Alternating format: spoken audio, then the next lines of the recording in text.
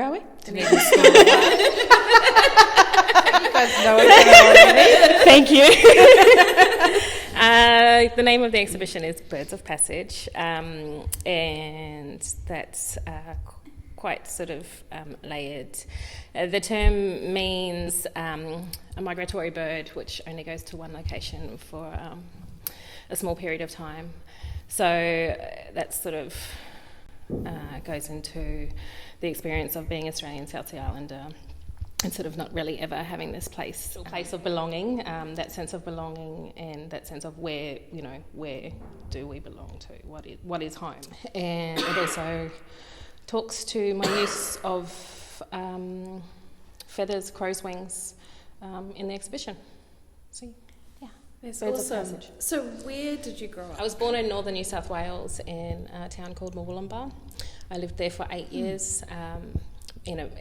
Our home was like a banana shed, so it was really isolated, like no running water, no electricity, that sort of thing. So really amazing upbringing in that home, because me and my 3 big sisters, all we had is our creativity, eh? Like, so just climbing trees and just like complete madness.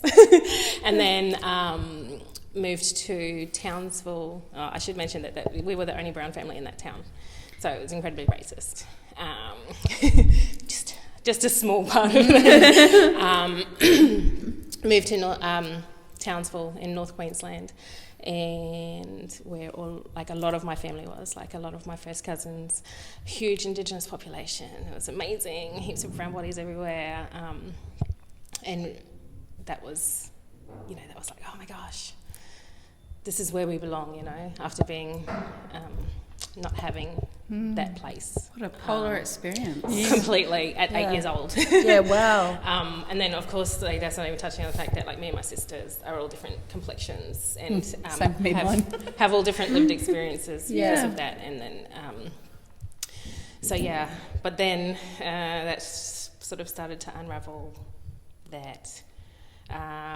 While we have a very similar experience of being, from brown families, we are not Indigenous to Australia.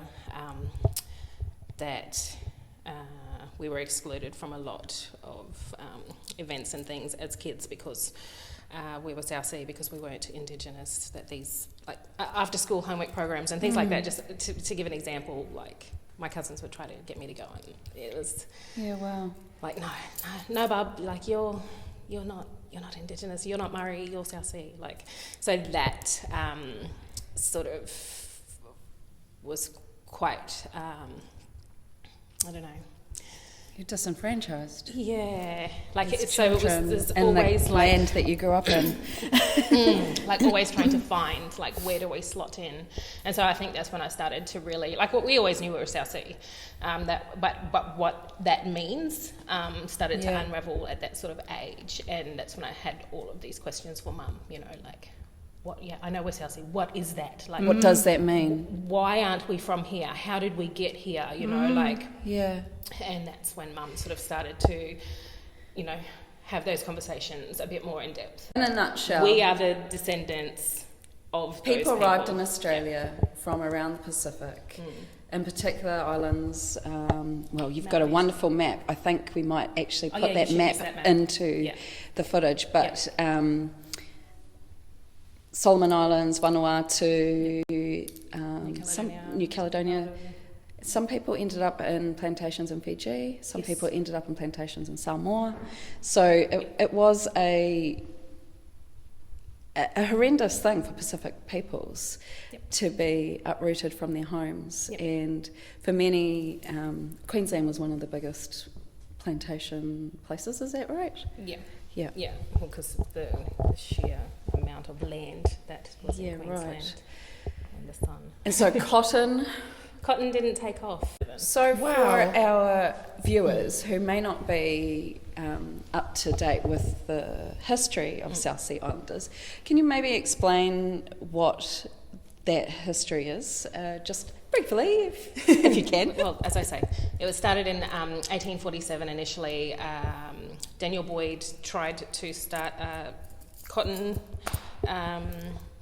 plantation in Sydney, which was unsuccessful, and to my knowledge, a few ships sort of came through after that time, but it really sort of kicked off in 1863 with the Don Juan, and that went on until White Australia policy came into play, which was 1904 or 1901. There was I think it was like a 3-year gap. So White Australia policy kicked off the largest mass deportation of people in Australian history, which was my people, which was the start of the Pacifica Labour Act.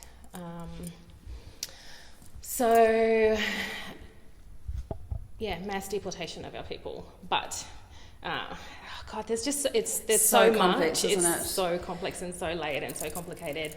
To really articulate that and pull that apart would take a long time. Is that right? Australian South Sea Island? Yeah. It becomes one word. Yeah. South Sea. As South Sea peoples, your understanding of genealogy, like from person to person, that's going to be really different. Like some people might know, some people don't know. For your family, how, did your mum, was she able to answer those questions? Okay. So my mum was actually raised by great granny who was she was abducted from Vanuatu. So because my grandmother had to go back to work when my mum was born. So and I'm fourth generation. That's not that far back. My great grandparents were taken in 1899. So that's about 30 years in, right? It's like 1860s. Born in the 60s. So But 1860s is around when the first boats were... 1860, sorry. 1960. 1863 was when the first ship arrived in Queensland, but it started in New South Wales in 1840. I don't know, I always feel like I miss massive chunks. Yeah, no, and it's part of it is because we've read so much. Yeah. And it's like, oh, wait, plus it's your family's history. Yeah. So, and you two are educated and motivated to find out more when you're we don't live in with that space. No, and I think that unites us as one of the things that I think that we get along so well together is that we're the kind of people that don't just settle for that doesn't make sense to me. We're the kind of people that go, why? Yeah. And how can I find out more about it? Yeah. So that's a really good point, actually. For me, the moment that I met Jasmine was quite special because I've been on the other side of hearing about these stories, and it's something that I've wanted to do is to connect with Australian South Sea people to hear that history. It's one thing to watch a film. There are some good films around. Amy did a really good little short film which has been taken around the world. Oscar did a great little one on his family and his feelings. Because he's Solomon. Did you know that? You knew that, from that video. Yes. So he's got a great little video on coconut as well. But for me, so I've been reading about this history for years and years and years and hearing about it from the point of view of our people having lost people, but not being able to connect to, not knowing anyone that I, especially being in the south of New Zealand. Yeah. It was a bit of a shock to me to read your article in the paper the other day and go, wait, what? This is awesome. Here. Yeah. So that, for me, that connection is the two sides of the, there's a healing that happens when we meet for our peoples. Absolutely. Because it's bringing it back together. It's like, if we look at it like a puzzle, it's like this puzzle is just kind of like, and everybody was dispersed between Australia and the islands. People moved everywhere. And, they didn't just end up in Australia, as you say, displaced in other islands as well. Yep. Like what we're doing with this generation is we're trying to put those pieces back together in a way that we can. And this is why your work is so important and is so powerful and so beautiful. And it's also, and again, healing for... I don't know that this is why I think it's good to share a bit of the history, because then people understand the potency of your work. Something that I really liked was hearing about your ancestors guiding you. What's it like that? So what's interesting to me is, that's such a big part of Vanuatu and Solomon Island cultures, that you have this, and Māori and many of the Pacific Islands, that idea of your ancestors guiding you and being with you and through your work and your day and everything is huge. What's amazing to me is that exists with South Sea Islanders, and that didn't, despite all the things that got lost, that is still a fundamental part of who you are. Yes. So that's identity, right? Yes. Christianity is also part of that identity. Yes, too. well, we have that too. What was your question? Not really. Do you want to talk to us about your work? Yeah. Move away from the table of coke. I'm going to follow you, but I'm going to get it out of shot. No, we can still stand still. I won't make you walk. So, how did you come up with this? What was the process? Was it a long process coming up with it? Which part are we looking at? I'm just thinking about the whole thing, the idea for this particular. Was there one work that started it all? Or was it an idea? I've always... It's like 10 questions. It's normal. Let me start my head now. I've been a practicing artist for about 10 years. So, everything, I've been working on, just for example, the use of the ship as a hair adornment. I've been working on that since I thought I was a painter, which was a long time ago. I was taking images of me, selfies with me with a boat in my hair. So cool. And then I would paint it, right? Because I grew up with a grandmother who was an oil painter, so I thought that an artist was a painter and that's it. And also that's kind of what Western art history does too. It's you must paint. It elevates that form. But always, I don't know, it just kind of felt like an unnecessary step of setting up the composition of an image, taking a photograph, printing the photograph and then painting it. And so I just thought, so in some way that's really amazing for fine-tuning your art forms. Absolutely, that's what I mean. So it's like if we look at a starting point, that's and then obviously research and practice goes on, and again, sort of touching on what you're talking about, your perspective, you've always heard the stories of the island perspective of blackbirding, of the slave trade. And so when I sort of started to look back to Vanuatu and the practices which were created to almost lament the people who were lost, in Pentecost there's, in the village the women of the village will do a lament and they'll have these sticks with a schooner on the top of it, and they'll dance and they'll do a performance, and they're saying the ship stole our people, we don't know where they've gone, the ship stole our people, we don't know where they've gone. And seeing that was so eye-opening. It was such a revelation that we were not forgotten from our homelands. No, not at all. But as a child, in the 80s, and even my mother's generation, there's no connection to the homelands. There was not that. Flights were way too expensive, and we come from poverty. There's no way that's possible, that connection could take place back then.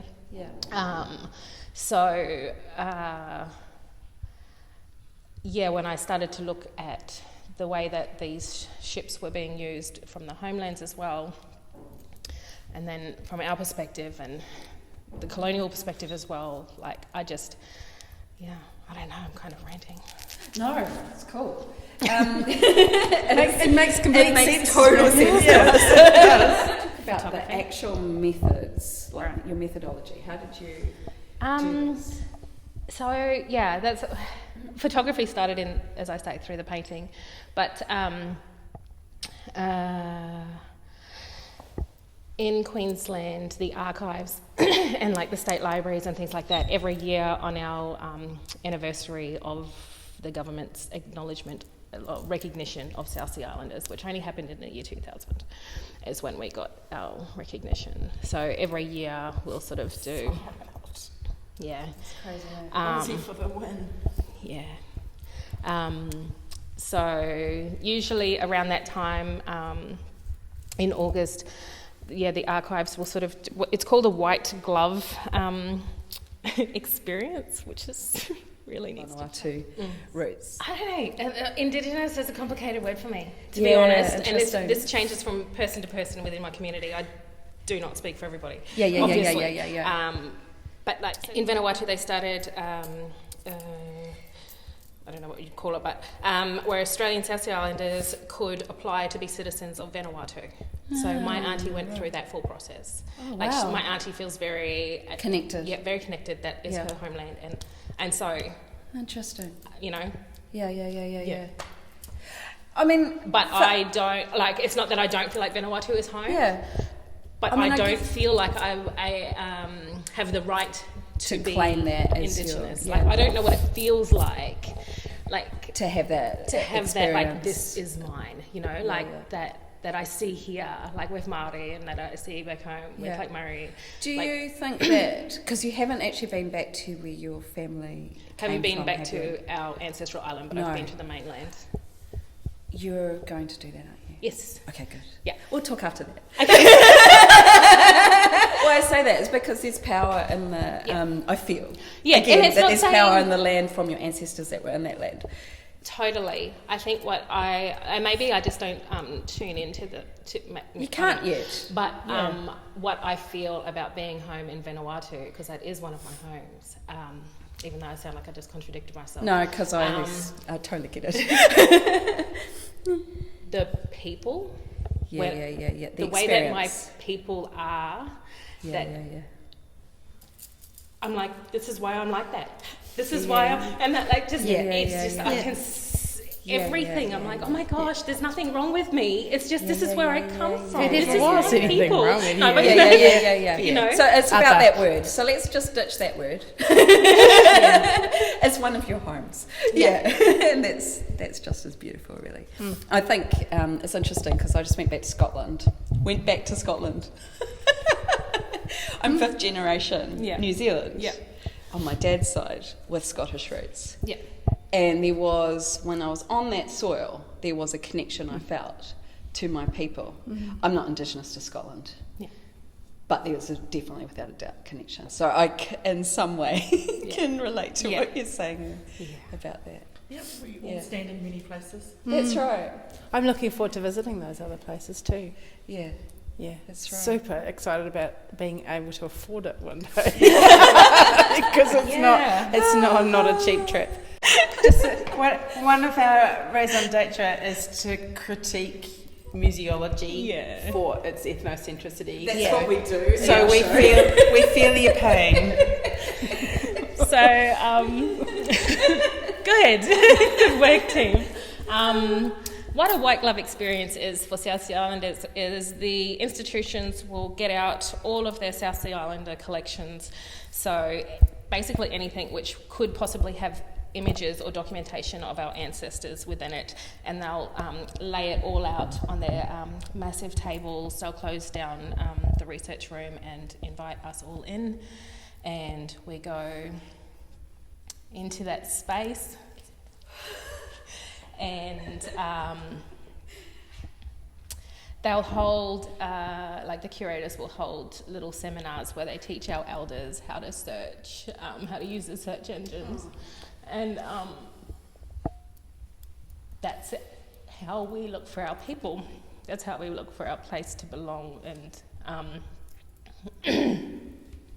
so I see that as part of our Australian South Sea Islander cultural practice. You know, the archives is part of our culture, it's part of our practice. So, of course, like spending a lot of time with these images within the institutions and online, because I mean, even this morning I was online looking at these images.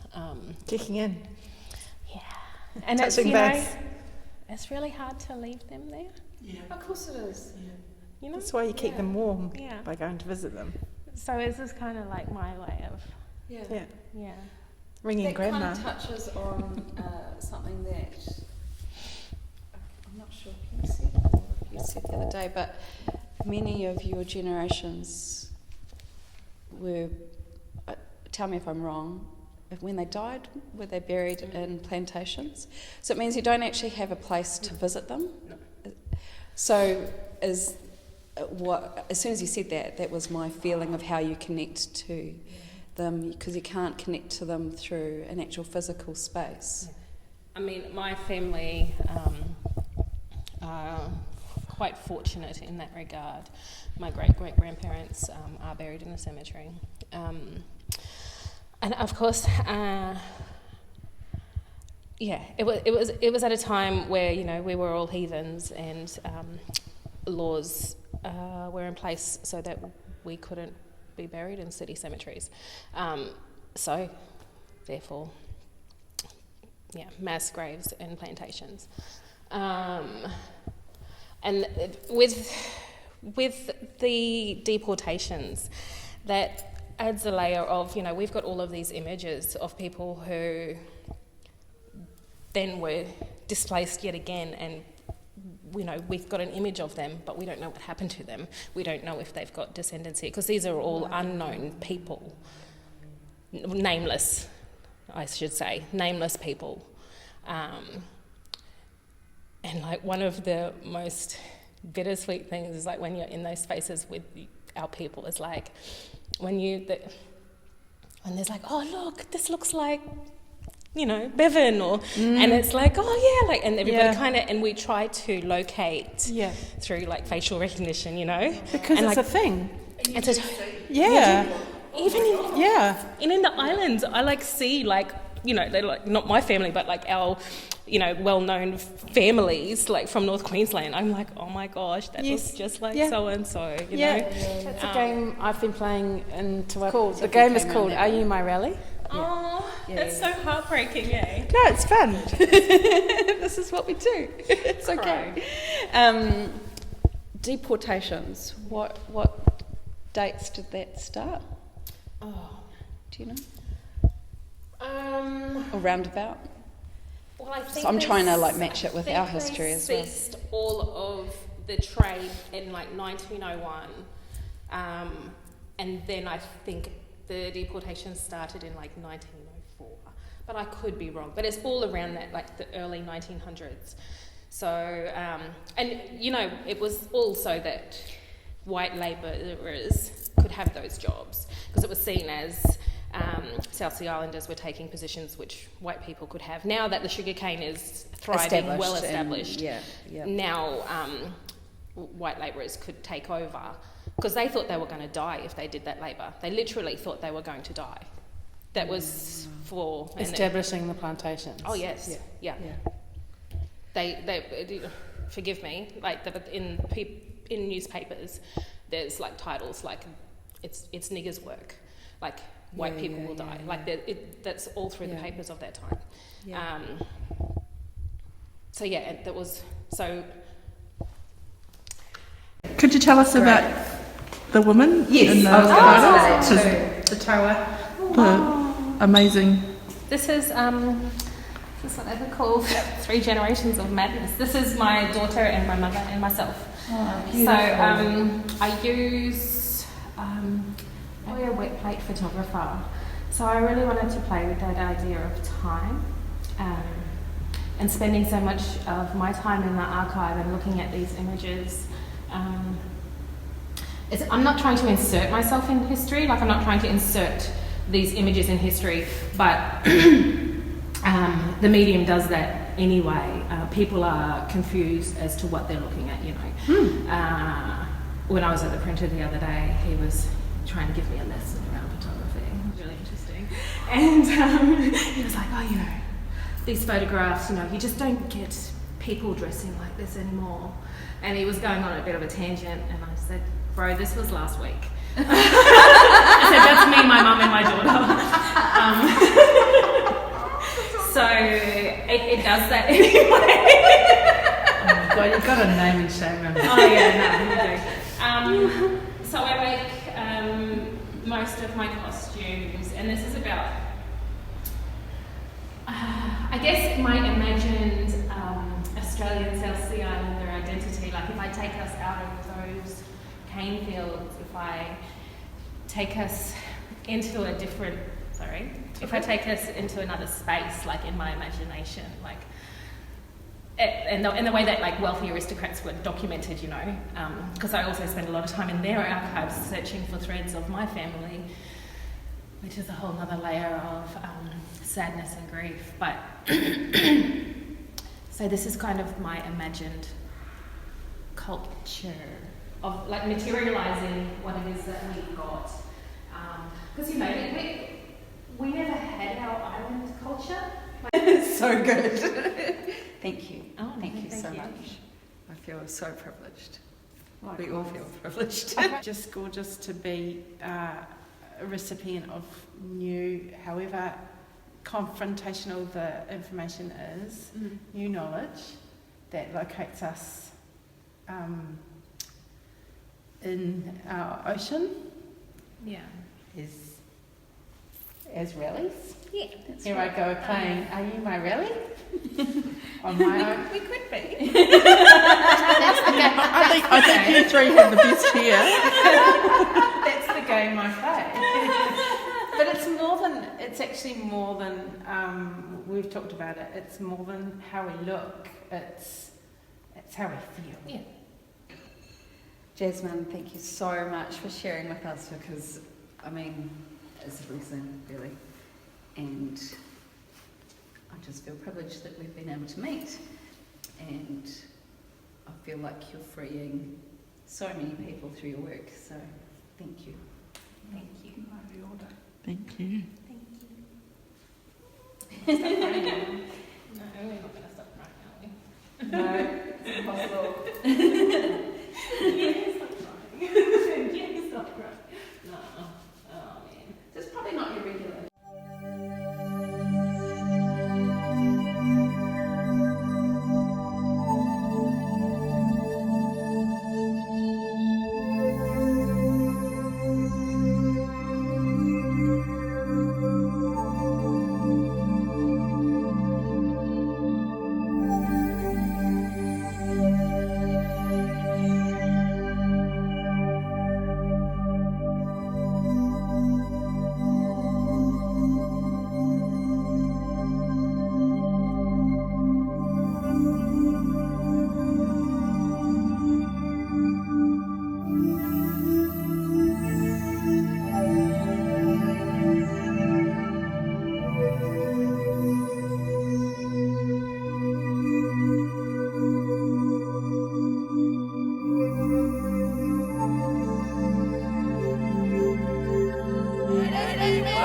Let us be one.